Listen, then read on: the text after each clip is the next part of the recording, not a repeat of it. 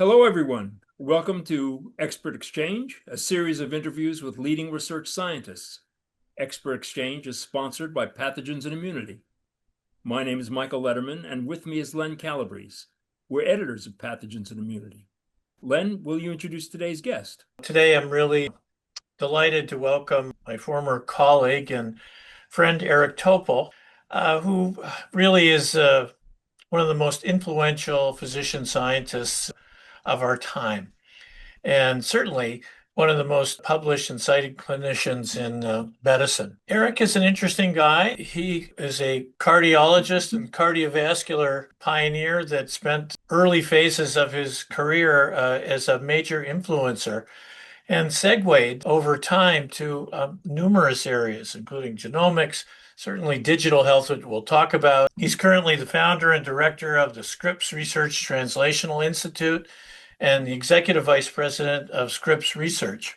But Eric's also a best-selling author, and he has a number of books, which I have read and reviewed several, including The Patient Will See You Now and Deep Medicine, which were really prescient and really kind of got me thinking about the future of digital medicine and AI. He's always kept a view of keeping medicine fundamentally human.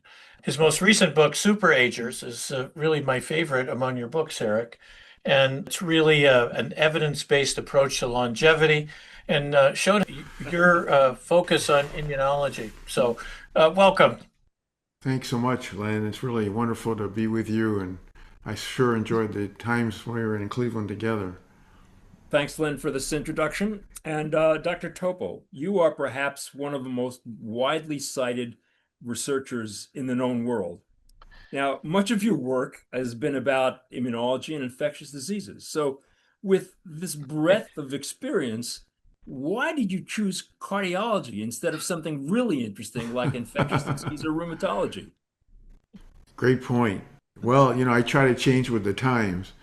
When I broke out of training in the 80s, when cardiology was the hottest field with all these new things like angioplasty and clot dissolving therapies and all this stuff, that was definitely had a lot of appeal. But over time, I got back to the roots that I had in college of genetics, and then of course COVID got me much more into infectious disease, which is something that I hadn't paid nearly enough attention to.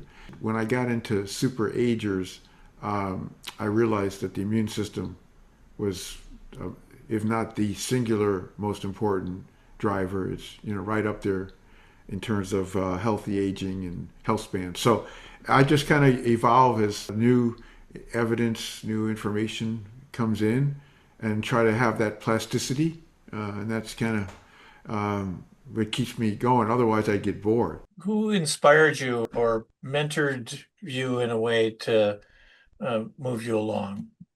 Yeah, that's the easy one because when I was at UCSF, I had actually gone there thinking I'd go into diabetes endocrinology because my father went blind at age 49 and had all the complications, and I watched all that. So what happened was Kanu Chatterjee, the cardiologist there that ran the coronary care unit, he told me I had to be a cardiologist. He could examine the patient and he would say the pressure in each chamber from his hand or his listening.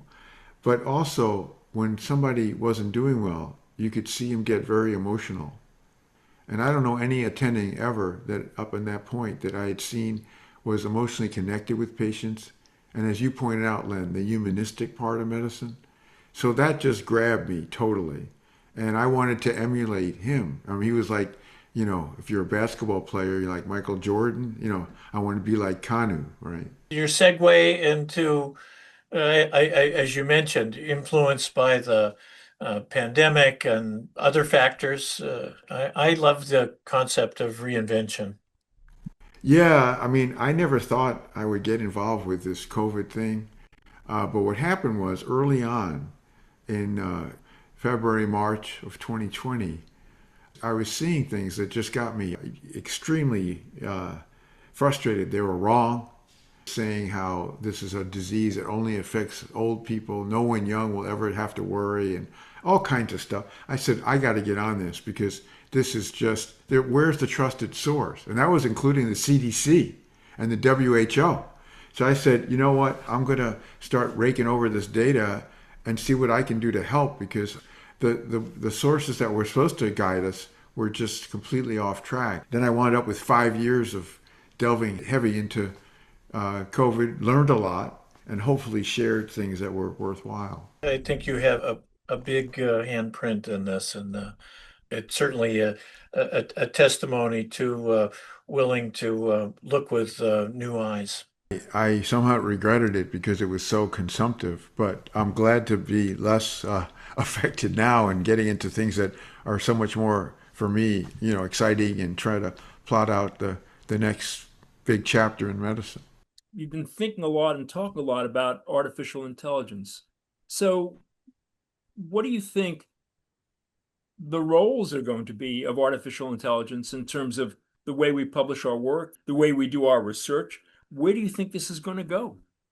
Yeah, I mean, we're already seeing some pretty pronounced effects on publications with AI written, AI generated papers, AI generated books, AI generated movies. And then, of course, there's the problem of hybrid work where you don't know what was done by the AI or the author or collaborating. So this is still in a very turbulent time. That's the best way to incorporate AI in publishing. A lot of times now that I'm writing, I'll check with one of the deep research, like whether it's Gemini 3 or Chat GPT, whatever, to see if I'm missing something, because sometimes that can be a whole lot better than a conventional search. All of us, I think, are learning, experimenting, and it's a big, difficult problem for editors, publications, of how to rein this in. The most worrisome thing I'm seeing now is the AI reviews of papers. That really gets me, because just like treating a patient, where you don't have that judgment and experience, and you're relying on the pre-training in these mega models to come up with a critique. So the reasoning power and that capability of AI, I think, is still, it's in the works. Could it be a great way to get reviews? As you know, it's getting harder to get the experts to do the reviews. So maybe it has a role in the future, but right now, I think we just don't know. What about the idea that you can use AI as a start? You start your search, you go into one of the engines, you get some citations, you get some ideas, but then you confirm. You've got to Yeah, validate. You've got to be sure that what you're told is not a hallucination, that it really uh, reflects what's been done. yeah. I mean, so many times I've caught blatant errors. Yeah. So yeah, it can help, but only with verification. Full disclosure, I've been an advisor to open evidence since early days of its development. And my concerns and my aspirations are to work on fusing, the power of generative AI. I mean, there's no reason for anyone not to have the information anymore. It's instantaneously available at our hands, but maintaining our critical appraisal skills and knowing when doing nothing is the right thing to do. There's certain ineffability of the human component of using these powerful tools that we're struggling right now. I think all of us, what's the best way? I think Eric put it very, very succinctly. Dr. Topol, I don't know if you've had much experience with our journal, with pathogens and immunity, but we put together a journal that's, we think, is different from any other journal that exists. Our goal is to make life better for science and for scientists. And we do this in a couple of ways. Len and I were fortunate enough to share an endowment that was given to us by a charitable foundation, the Fasenmeyer Fund. And we use some of these funds to establish this journal. So we are free open access, no charge to authors. In order to submit a manuscript to our journal, we have a system that allows submissions to be completed within 5 minutes. we're format free, and we pay all of our reviewers a modest honorarium, not enough for them to buy a car, but just enough to realize that their work is truly being appreciated. And so we're trying really hard to get our word out and to get recognized by the world of scientists. Have you any suggestions for us? Well, you're doing it all right. That's fantastic. Look, what's so frustrating now is the idea that you would get a bill for your accepted manuscript in a top tier journal for several $1,000s. That's grotesque. When these journals are making absolutely ridiculous profits. So your model, where you're making it easy, you're not having to spend hours to submit a paper, and you're having to pay. And then the reviewer thing, yeah, I mean, like it's supposed to be a great honor to be a reviewer, right? But it takes time to do it right, and basically you're being taken advantage of by these publishing entities that are just reeling in billions of dollars every year. So you get to resent that. So yeah, something that shows that your time and your expertise is of value is really nice, even if it's not a lot. I thought so. Your ability to get an endowment, wow, that's like the perfect solution. It was. And in fact, if other universities, if other medical schools want to do something the same in their fields, it doesn't take that much to fund a journal like ours. You are perhaps one of the most highly cited researchers in the world. Have you a favorite of the works that you've done that you think is the most important thing that you've contributed to the biomedical literature? Well, thank you. I mean, it depends on when you ask, but right now, the thing I think is the most useful is the Superagers book. And the reason I say that is this is where I lay out a new path for medicine. Instead of treat, treat, treat, which is what we do now, it's about prevent, prevent, prevent. And the whole idea is that we have the capacity now to take on the three age-related diseases that are compromising our health span: cardiovascular, cancer, and neurodegenerative diseases. We never really could do that before. And the ability for using multimodal AI and bringing in all these layers of data, including new layers, such as proteomics and biomarkers and genomics and on and on.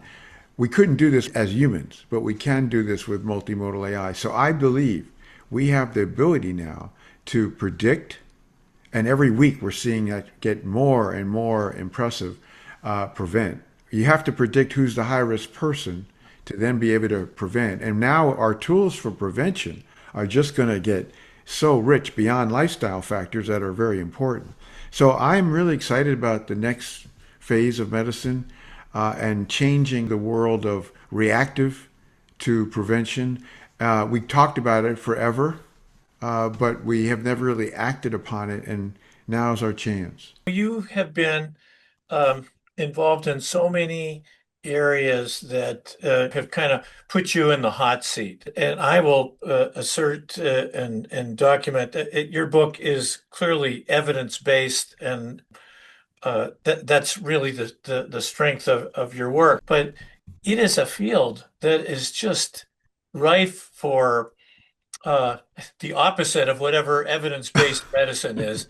And, everyone wants to offer longevity services. How do you recommend crafting being evidence-based, but it's not just having a good doctor, really focused on a field, but not going over the edge?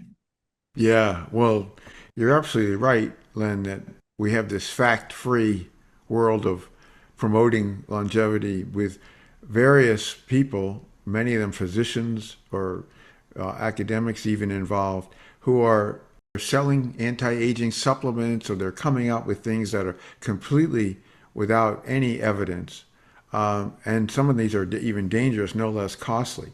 And we have longevity clinics that are promoting your longevity. And this could be, $250,000. There's another part of this story, which is actually very impressive, where there are biotech companies that have great science in mice and rats, not in humans, whereby they're reversing aging and have achieving marked slowing of aging by cellular reprogramming and senolytics and other interesting strategies. Maybe it'll click someday. So we have this admixture of, these ridiculous anti-aging supplements and salespeople, predators, without data. And then we have some really good science that is got to go through all sorts of additional work and trials to ever prove itself. And then what we have is, what I propose is, hey, you know what? We can do this now. We might not ever reverse aging. We might not really slow aging. We could accept aging. It's kind of inevitable, right? It's a biologic process. But what we got to do is start working to prevent the age-related diseases that are going to happen in each person. And we know it in advance, 20 years in advance, which is so big. That gives us time to work with it. So the idea I have is that, these ideas of reversing aging, they're very intriguing. I find them scientifically alluring. But, what are we going to do right now? And why is the health span of the average American end at around age 64? Because they have a major age-related disease, whereas their lifespan is 79 or 80. Why can't we do something to make their health span be at least as good as their lifespan, if not far better? It's well said. I have a lot of ongoing concerns about how this is being marketed and absorbed by people kind of willy-nilly. And your voice has been very powerful. And thank you. It doesn't, get as much popularity as Sure. the people and the books that have all the secrets, Oh, the secret, the unsubstantiated secrets. And natural sign of danger. If you know the yeah, secret, your book has a secret on it. It's and that's the problem, as you both know, is we have a lot of anti-medical establishment, and so those who appeal to the anti-establishment and that they have better ideas and secrets, they get a lot more traction. yeah. They do indeed. Surrounding us all and throughout our country and our institutions, our colleges, our medical schools, they're filled with young physician scientists who are as young as you were once. And Long what time kind ago. that's right. What kind of advice would you give them if they're really focusing on having a career in biomedical science, a research career as physician scientists? What kind of advice would you give those people? Staying curious is so fundamental, and in the practice of medicine, never losing touch with it. That it's all about the patient and your patients. So those are, of course, so fundamental. But I think getting AI grounded now, this will be the biggest transformation force in our times. You don't even have to code now. You can vibe code, so you don't have to do that. You don't have to learn that. But what you do want to learn is the nuances, and you'll always have people to collaborate with. You don't have to become an AI scientist or a computer scientist, PhD, whatever. But you certainly should understand and get grounded. And I think that's going to be important. And in our medical schools today, 150, 160 plus, there's no curriculum to bring AI to the forefront, and there should be. When we all started our careers, there was this concept of the triple threat. You wanted to be a good physician, you wanted to be a good teacher, and you wanted to be a good laboratory researcher. So now, must we be quadruple threats and add to that expertise in interpreting what we learn from artificial intelligence? No, I don't think so. I think the AI will be embedded into the research, and it will be embedded in our patient care. And eventually we won't talk about it anymore. It's going to take a while to get to that point, but eventually a lot of the real extraordinary advantages will become a routine part of our practice of medicine. So I think, yeah, we're in that way station right now that you're bringing up. It'll still be the triple threat. We don't need to add another dimension. We're about at the end of our time.